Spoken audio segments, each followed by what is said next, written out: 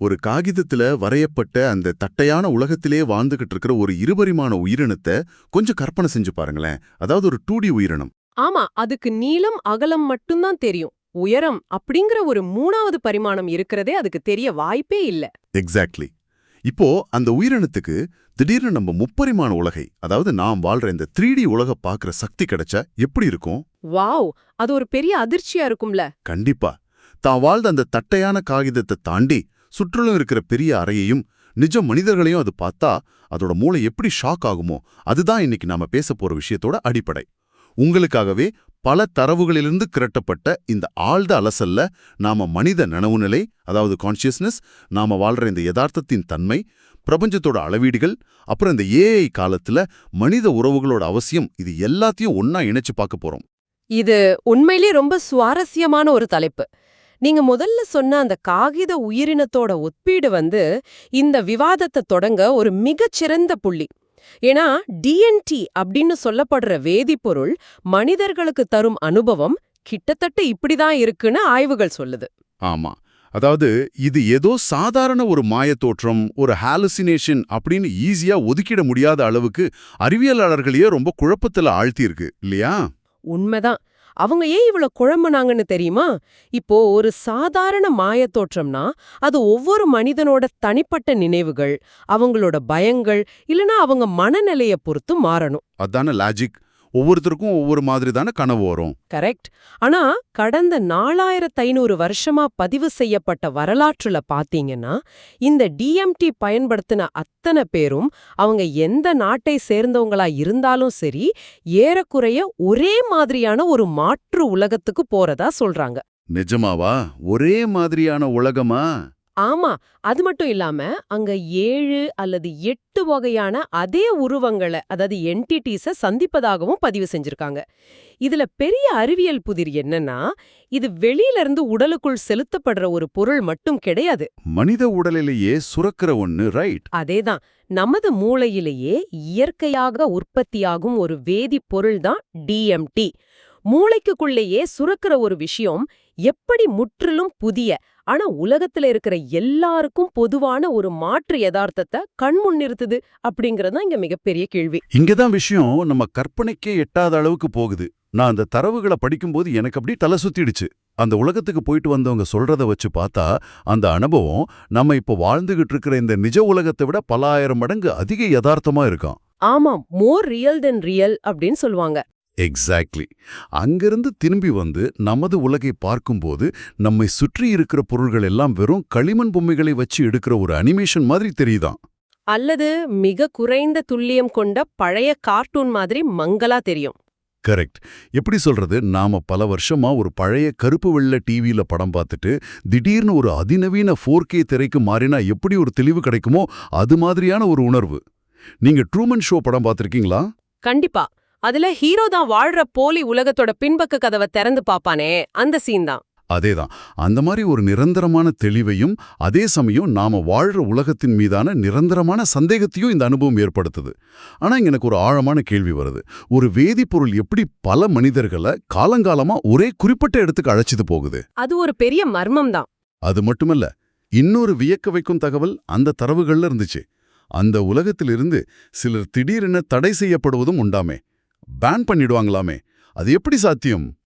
அது அறிவியலால இன்னும் விளக்கவே முடியாத ஒரு விஷயம். தொடர்ந்து இதனை பயன்படுத்துற சிலருக்கு திடீர்னு ஒரு கட்டத்துல அது வேலை செய்யாம போயிடும். அந்த மாற்று உலகத்துக்குள்ள நுழைய முடியாம அவங்க ஒரு வெற்று சாம்பல் நிற அறைக்குள்ள மாட்டிக்கொள்வாங்க. ஓ, ஒரு கிரே ரூம் மாதிரி. ஆமா, அல்லது எந்த உணர்வுமே இல்லாம திடீர்னு மயக்கம் அடைஞ்சிருவாங்க. சில நேரங்கள்ல அங்க இருக்கிற உருவங்கள் தோன்றி, இனி நீ இங்க வரக்கூடாது, உனக்கு இங்க அனுமதி இல்ல அப்படின்னு அவங்கள திட்டவட்டமா துரத்தி அடிக்கிறதாவும் பதிவு செஞ்சிருக்காங்க. வாவ், இத கேட்கவே கொஞ்சம் பயமா இருக்கே. அந்த துறையில இருக்கிறவங்க இத பரிமாண தடை, அதாவது ஹைப்பர் ஸ்லாப் அப்படின்னு சொல்றாங்க. இப்போ யோசிச்சு பாருங்க, இது வெறும் மாயைனா அது எப்படி ஒரு கம்ப்யூட்டர் சாஃப்ட்வேர் மாதிரி செயல்பட்டு சிலரை தடை செய்யற அளவுக்கு ஒரு விதியை கொண்டிருக்க முடியும்? அந்த உலகம் தனக்கென ஒரு தனி தர்க்கத்தை கொண்டிருக்கு. அப்போ நாம யதார்த்தம்னு உறுதியா நம்பிட்டு இருக்கிற இந்த உலகத்தோட எல்லை தான் என்ன அப்படிங்கிற மாபெரும் கேள்வி இங்க வருது. இது என்னோட சிந்தனையை அப்படியே வேற ஒரு திசைக்கு கொண்டு போகுது. அந்த டிஎம்டி உலகம் அவ்வளோ நிஜம்னா நாம இப்ப வாழ்ந்துகிட்டு இருக்கிற இந்த உலகத்தோட தன்மை தான் என்ன? இத பத்தி பேசும்போது எனக்கு சிமுலேஷன் தியரி தான் ஞாபகத்துக்கு வருது. நாம எல்லாரும் ஒரு மாபெரும் கம்ப்யூட்டர் கேம்குள்ள வாழ்றோங்கிற அந்த சந்தேகம். ஆமா. ஆனா அந்த தரவுகள்ல இத பத்தி ஒரு அருமையான விமர்சனம் இருந்துச்சு. ஒவ்வொரு காலகட்டத்திலயும் மனிதர்கள் பிரபஞ்சத்தை தங்களுக்கு பிடிச்ச புதிய தொழில்நுட்பங்களோட ஒப்பிடுற ஒரு அகந்தையை கொண்டிருக்காங்களாம். இது ரொம்ப உண்மையான ஒரு பார்வை. ஹியூமன் ஹியூப்ரிஸ் அப்படின்னு சொல்லுவாங்க. கரெக்ட். அதாவது மின்சாரம் கண்டுபிடிக்கப்பட்டப்போ பிரபஞ்சம் முழுவதும் ஒரு மாபெரும் சக்தி அப்படின்னாங்க. அப்புறம் தொழில் புரட்சியின் போது பிரபஞ்சத்தை ஒரு மாபெரும் இயந்திரம், ஒரு மிஷின் அப்படின்னாங்க. இப்போ கம்ப்யூட்டர் வந்த உடனே பிரபஞ்சத்தை ஒரு கம்ப்யூட்டர் சிமுலேஷன் அப்படின்னு சொல்றாங்க. எக்ஸாக்ட்லி. இந்த மனித அகந்தையை தாண்டி பார்த்தா எகிப்தியரான ஹெர்மீஸ் ட்ரிஸ்மகிஸ்டஸ் அப்படின்னு ஒருத்தர் கூறிய பழங்கால ஹெர்மெட்டிக் கொள்கைகள் இன்னும் ஆழமான உண்மைகளை பேசுது. மிகச்சரியா சொன்னீங்க. பல ஆயிரம் வருஷங்களுக்கு முன்னாடி சொல்லப்பட்ட அந்த ஹெர்மெட்டிக் கொள்கைகள்ல முதல் 2 விதிகள் நமது தற்போதைய கேள்விகளுக்கு மிக தெளிவான பதிலை தருது. முதல் விதி என்னன்னா, எல்லாமே மனம் சார்ந்தது. All is mind. இரண்டாவது விதி, மேலே எப்படி இருக்கிறதோ அப்படியே கீழேயும். இந்த எல்லாமே மனம் சார்ந்ததுங்கிறத கொஞ்சம் விளக்க முடியுமா? கண்டிப்பா.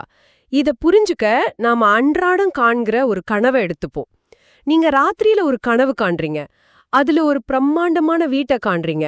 உங்களுக்கும் அந்த வீட்டிற்கும் நடுவுல ஒரு 30 அடி தூரம் இருக்கிறதா நீங்க உணர்றீங்க. ஆனா கொஞ்சம் சிந்திச்சு பாருங்க, உண்மையில அந்த தூரம் எங்க இருக்கு? என் மூளைக்குள்ள 30 அடி இடம் கிடையாதே. அதுதான் விஷயம். அந்த வீடு, அங்க வீசுற காற்று, அந்த தூரம்னு எல்லாமே உங்க மூளைக்குள்ள நடக்கிற கற்பனை மட்டும்தான். அங்க நீங்க பாக்குற எல்லாமே நீங்க தான். குவாண்டம் இயற்பியலும் இதையே தான் ஆழமா சொல்லுது. பல கோடி ஒளியாண்டுகள் விரிஞ்சிருக்கிற இந்த பிரபஞ்சமும் அதுல இருக்கிற தூரங்களும் கூட ஒரு மாபெரும் ஒற்றை மனதோட கனவாகவே இருக்கலாம். ஆஹா, இதெல்லாம் நமக்கு உணர்த்துற இறுதி உண்மை என்ன?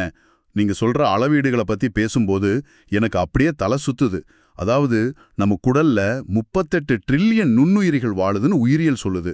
ஆனா அந்த நுண்ணுயிரிகளுக்கு தாங்கள் ஒரு பெரிய மனித உடலுக்குள்ள வாழ்றோன்னோ, தங்களை ஒருத்தன் தினசரி சாப்பாடு கொடுத்து காப்பாற்றுறான்னோ தெரியவே தெரியாது. கண்டிப்பா தெரியாது. அவங்களுக்கு அதுதான் மொத்த உலகமே. ஆமா, அவை தங்களுக்குள்ள எல்லைகளை வகுத்துக்கிட்டு தங்களுக்குள்ள ஒரு கடவுள் இருக்காரா அப்படின்னு விவாதிச்சுட்டு இருக்கலாம்.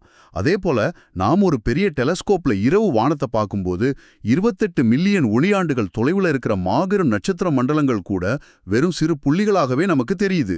சோ நீங்க என்ன சொல்ல வரீங்கன்னா, நாமளும் விண்வெளியில எங்கோ இருக்கிற ஒரு மாபெரும் குழந்தையோட குடல்ல வாழ்ற ஒரு சிறிய நுண்ணுயிரியா இருக்க வாய்ப்பு இருக்கா? இதை நினைக்கும் போதே நாம ஏதோ அறிவின் உச்சத்துல இருக்கோன்னு நினைச்சிட்டு இருக்கிற நம்ம அகந்தைய அது சுக்குநூறா உடைக்குது. அந்த அகந்தை உடையறது தான் உண்மையான புரிதலோட தொடக்கமே.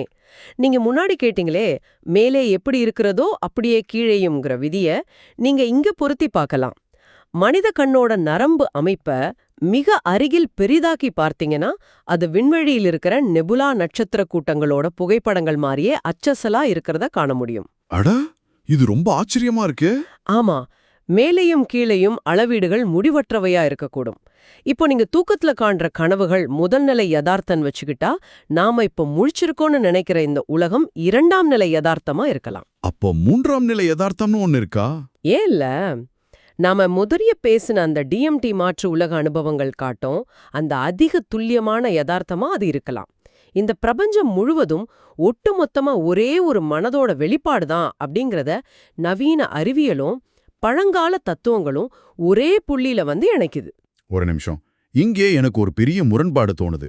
பிரபஞ்சத்துல எல்லாமே ஒன்றோடு ஒன்று இணைக்கப்பட்ட ஒரு பெரிய அமைப்பு அல்லது ஒரு மாபெரும் ஒற்றை மனம் அப்படின்னா, இந்த நான் அப்படிங்கிற தனிப்பட்ட சுயம் எங்கிருந்து வருது? அதாவது ஈகோ. உங்களுக்கு வேறொரு சிந்தனை ஓடுது, எனக்கு வேறொரு சிந்தனை ஓடுது, நான் வேறு நீங்க வேறு அப்படிங்கிற அந்த உணர்வு எப்படி தோணுது? இது ரொம்ப ரொம்ப முக்கியமான ஒரு கேள்வி. இத விளக்குறதுக்கு மூளையோட செயல்பாட்டை பத்தின ஃபில்டர் தியரி, அதாவது வடிகட்டி கோட்பாடு ரொம்ப உதவியா இருக்கும். அதாவது நமது மூளை நனவு நிலைய அல்லது உணர்வை உருவாக்குவதில்லை. ஓ, மூளை கான்ஷியஸ்னஸ உருவாக்கலையா? இல்ல. மூளை அப்படிங்கிறது ஒரு ரேடியோ பெட்டி மாதிரியும் ஒரு வடிகட்டி மாதிரியும் மட்டுமே செயல்படுது. நனவு நிலை அப்படிங்கிறது பிரபஞ்சம் முழுவதும் பரவியிருக்கிற ஒரு பொதுவான அலைவரிசை. நமது மூளை அதனை உள்வாங்கி நமக்கு தேவையான அளவுக்கு மட்டும் சுருக்கி கடத்தும் ஒரு கருவி. புரியுது. அதாவது நாம அன்றாடம் உயிர் வாழ உணவு தேட ஒரு வரையறுக்கப்பட்ட பார்வை தேவைப்படுது. எக்ஸாக்ட்லி. ஒரு கார் வருதுன்னா விலகி நிக்கணும். அதுக்கு ஒரு தனிப்பட்ட அடையாள உணர்வு வேணும். அதுக்காக மூளை இந்த மாபெரும் பிரபஞ்ச உணர்வை வடிகட்டி நான் அப்படிங்கிற ஒரு தனிப்பட்ட மாயைய உருவாக்குது. அந்த டிஎம்டி மாற்று உலக அனுபவங்கள் என்ன செய்யுதுன்னா, மூளையோட அந்த வடிகட்டிய சற்று விலக்கி முழுமையான நனவு நிலைய மனிதர்களை உணர செய்யுது. அப்போ இந்த உலகத்துல நாம எல்லாரும் தனித்தனி மனிதர்கள், இயற்கையிலிருந்து நாம வேறுபட்டவர்கள் அப்படின்னு நினைக்கிறோமே, அது ஒரு மாயையா? அதுதான் உலகிலேயே சொல்லப்பட்ட மிகப்பெரிய பொய். நாம இயற்கையோட ஒரு அங்கம் இல்ல, இயற்கையே நாம் தான். ஆனா நீங்க சொல்றத வச்சு பார்த்தா மூளை ஒரு கருவி மட்டும்தான் அதை நனவு நிலையை உருவாக்கலைங்கிறீங்க. அப்படி என்றால் ஒருத்தருக்கு மூளையில பலமா அடிபட்டா அவரோட குணமே முற்றிலும் மாறிடுதே, பழைய நினைவுகள் எல்லாம் போயிடுதே. அதேபடி நனவு நிலை வெளியில இருக்குன்னா மூளை அடிபட்டா ஏன் மனிதர்கள் மாறணும்? மிகச்சரியான சந்தேகம். இத நான் முதல்ல சொன்ன அதே ரேடியோ பெட்டியோட ஒப்பிட்டு பாருங்க. பாட்டு காற்றுல அலைவரிசையா இருக்கு, ரேடியோ பெட்டி அதை வெளிப்படுத்துது. இப்போ அந்த ரேடியோ பெட்டி கீழே விழுந்து உடைஞ்சிடுச்சுன்னா என்ன ஆகும்? அதிலிருந்து வர்ற பாட்டோட சத்தம் சிதையலாம், கொரகொரன்னு கேட்கலாம். இல்லையா, வேற அலைவரிசைக்கு தாவலாம். ஆனா அதுக்காக அந்த பாட்டை உருவாக்குனதே அந்த உடைந்த பெட்டிதான்னு சொல்ல முடியுமா? கண்டிப்பா முடியாது. அதுதான் இங்கேயும் நடக்குது. மூளை சேதமடையும் போது அது பிரபஞ்ச நனவு நிலைய உள்வாங்குற திறன்ல சேதமடையுது. அதனால வெளிப்பாடு மாறுதே தவிர அடிப்படையான நனவு நிலை அங்கேதான் இருக்கு. அப்படிங்கறத வெறும் ஒரு வெளிவேஷமாவே செய்யறாங்க. ஆமா, விலை உயர்ந்த ஆடைகளை அணிந்துகிட்டு, கழுத்துல மணிகளை போட்டுக்கிட்டு, வாசனையான எண்ணெய்கள்ல குளிக்கிறது தான் ஆன்மீகம்னு நினைக்கிறாங்க. கரெக்ட். ஆனா இந்த ஆழமான புரிதலின்படி பார்த்தா உண்மையான ஆன்மீகம் அப்படிங்கிறது நமது நான் அப்படிங்கிற அகந்தையோட ஆடைய கொஞ்சம் கொஞ்சமா அவிழ்த்து எரிகிறது தான். நான் வேறு நீங்க வேறு அப்படிங்கிற மாய விலகும்போது ஒரு பச்சாதாபம் இயற்கையாவே மலரும். ஆமா, எம்பதி. கனவுல வர்ற எல்லாமே நான் தான் அப்படிங்கிற மாதிரி இந்த நிஜ உலகத்திலையும் எல்லாமே ஒரே மனதோட அங்கம்னா, என்ன கடுமையாக எதிர்ப்பவரும் நான் தான், எனது நெருங்கிய நண்பனும் நான் தான். ரொம்ப அழகா சொன்னீங்க. ஆனா இங்க சமூக அறநெறிகள் குறித்து எனக்கு ஒரு சிந்தனை வருது. நான் அடுத்தவருக்கு நல்லது செய்யணும் அப்படிங்கிற அந்த அறநெறி இங்க அவசியமே இல்லையேனா, எதிரே நிற்பவரும் நான் தான் அப்படிங்கும்போது அவருக்கு நான் நல்லது செய்யறது அப்படிங்கிறது என்ன நானே பாதுகாத்துக்கிற மாதிரி ஒரு அடிப்படை உயிரியல் உள்ளுணர்வாகிறது இல்லையா? நீங்க சரியா அந்த புள்ளிய பிடிச்சிட்டீங்க.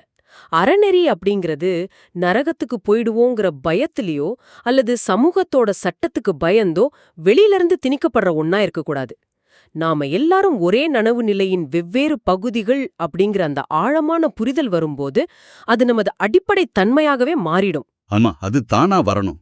உங்க கையில ஒரு காயம் ஏற்பட்டா மறு கைய வச்சு அதை எப்படி எந்த எதிர்பார்ப்பும் இல்லாம தடவி கொடுக்கறீங்களோ அதே போல மற்றவர்களையும் நீங்க அணுகத் தொடங்குவீங்க. ஏன்னா அங்க மற்றவர்னு யாருமே இல்ல.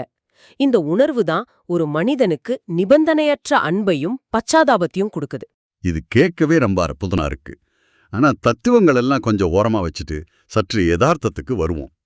நாம எல்லாரும் அடிப்படையிலேயே ஒருவரோடு ஒருவர் இணைக்கப்பட்டிருக்கோம் அப்படின்னா, தற்போதைய நவீன தொழில்நுட்பமும் வரப்போற செயற்கை நுண்ணறிவும், அதாவது ஏஐ, அந்த இணைப்பை என்ன செய்யுது? இது ரொம்ப முக்கியமான ஒரு பிராக்டிக்கல் கேள்வி. எதிர்காலத்துல பாத்தீங்கன்னா ரோபோக்கள் உடல் உழைப்பு சார்ந்த வேலைகளையும் செயற்கை நுண்ணறிவு மூளை சார்ந்த வேலைகளையும் முழுமையா எடுத்துக்க போகுது. அப்போ மனிதர்களுக்கு மீதம் இருக்க போறது மற்ற மனிதர்களோடான உறவு மட்டுமே. மாஸ்லோவோட தேவைகளின் படிநிலை எனக்கு ஞாபகம் வருது. அடிமட்ட தேவைகளான உணவு, பாதுகாப்பு, இதையெல்லாம் தாண்டி மனிதனுக்கு சார்ந்திருத்தல் மற்றும் அன்பு அப்படிங்கிற சமூக தேவை ரொம்ப முக்கியமானது இல்லையா? கண்டிப்பா. பிலாங்கிங் அப்படின்னு சொல்லுவோம். இந்த தேவைய ஒரு இயந்திரத்தால ஒருபோதும் பூர்த்தி செய்ய முடியாதுன்னு வல்லுநர்கள் எச்சரிக்கிறாங்க. நீங்க டிக்டாக், யூடியூப் மாதிரியான சமூக வலைத்தளங்கள் மூலமா கிடைக்கிற அந்த உறவுகளை பாத்தீங்கன்னா அது வெறும் ஒரு போலியான ஆறுதல் மட்டுமே, ஒரு பிளாசிபோ எஃபெக்ட். இது எனக்கு அந்த தரவுகள்ல இருந்த புகழ்பெற்ற குரங்கு பரிசோதனையை நினைவூட்டுது. ஓ, அந்த ஹாரி ஹார்லோ நடத்தின பரிசோதனை தானே? ஆமா, ரீசஸ் குரங்கு பரிசோதனை. அது மனித உளவியல மிக துல்லியமா படம் காட்டுது. அந்த பரிசோதனையில பிறந்த உடனேயே தாயிடமிருந்து பிரிக்கப்பட்ட குட்டி குரங்குகளுக்கு 2 செயற்கை தாய்கள் வழங்கப்பட்டுச்சு. ஒன்னு வெறும் கம்பிகளாலான கம்பித்தாய், மற்றொன்று மென்மையான துணியால் சுற்றப்பட்ட துணித்தாய். அந்த கம்பித்தாய் குட்டி குரங்குகளுக்கு பால் கொடுத்துச்சு இல்லையா? ஆமா, பால் கொடுத்துச்சு, உணவு கொடுத்துச்சு. ஆனா குட்டி குரங்குகள் பால் குடிச்ச நேரத்தை தவிர மற்ற எல்லா நேரமும் அந்த மென்மையான துணித்தாயே கட்டிக்கிட்டு அரவணைப்பை தேடின. துணித்தாயுடன் இருந்த குரங்குகள் மட்டுமே உளவியல் ரீதியா ரொம்ப ஆரோக்கியமா வளர்ந்துச்சு. கம்பித்தாயுடன் மட்டும் இருந்த குரங்குகள் கடுமையான மனநலம் பாதிக்கப்பட்டு தங்களை முடங்கிக்கிச்சு. இது ரொம்ப கொடுமையான விஷயம். இதுல நாம புரிஞ்சுக்க வேண்டியது என்னன்னா, கடந்த 2 லட்சம் வருஷங்கள்ல நமது மனித மூளையில எந்த பெரிய மாற்றமும் நிகழல. ஆதி மனிதனுக்கு இருந்த அதே மூளை அமைப்பு தான் இன்றும் நமக்குள் இருக்கு. அதனால எவ்வளவு அதிநவீன தொழில்நுட்பம் வந்தாலும் சரி, நமது அடிப்படை உயிரியல் தேவைகளான அரவணைப்பையும் மனித தொடுதலையும் எந்த திரையாலும் ஏமாற்ற முடியாது. ஆக இந்த ஒளிரும் டிஜிட்டல் திரைகளை நாம கம்பித்தாய் அப்படின்னும் நிஜ மனிதர்களோட அரவணைப்ப துணித்தாய் அப்படின்னும் மிகச்சரியா ஒப்பிடலாம். நாம எவ்வளவுதான் ஆன்லைன்ல ஆயிரக்கணக்கான நண்பர்களை வச்சிருந்தாலும் அந்த திரைகள் நமக்கு டோப்பமைன் அப்படிங்கிற ஒரு குறுகிய கால மகிழ்ச்சியை தரலாமே தவிர, நிஜ மனிதர்கள் அருகே இருக்கும்போது சுரக்கிற ஆக்சிடோசின் அப்படிங்கிற ஆழமான அன்பின் வேதிப்பொருளை தர முடியாது. அப்படி என்றால் எதிர்காலத்தில் இந்த சமூகம் எங்கே செல்ல போகுது? எதிர்காலத்துல சமூகம் 2ஆக பிளவடையும் அப்படிங்கிறது தான் பல சமூகவியலாளர்களோட கணிப்பு. ஒரு சாரார் முற்றிலும் டிஜிட்டல் உலகத்துல அந்த மாய உலகத்திலே மூழ்கி கிடப்பாங்க. ஆனா பலர் தங்களோட உயிரியல் தேவையை உணர்ந்து மீண்டும் நிஜ உலகை நோக்கியும் மனித உறவுகளை நோக்கியும் பெருமளவுல திரும்புவாங்க. சோ ஒரு பைஃபர்கேஷன் நடக்கும். ஆமா, இன்னைக்கு நாம சமூகத்துல பாக்குற அதீத தனிமையும் மனிதர்களுக்கிடையான பிரிவினையும் இயற்கையானது கிடையாது. இது பெரிய தொழில்நுட்ப நிறுவனங்களால தங்களோட லாபத்துக்காக திட்டமிட்டு உருவாக்கப்படுற ஒண்ணு.